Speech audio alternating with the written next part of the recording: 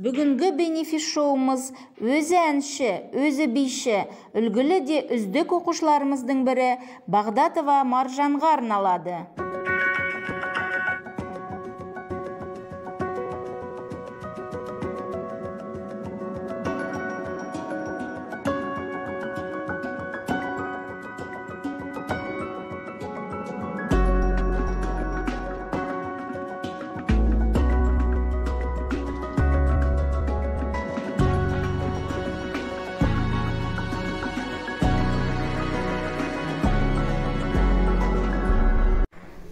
Мен Оралхан Бөкей атындағы номер 44-ші лицейде оқимын.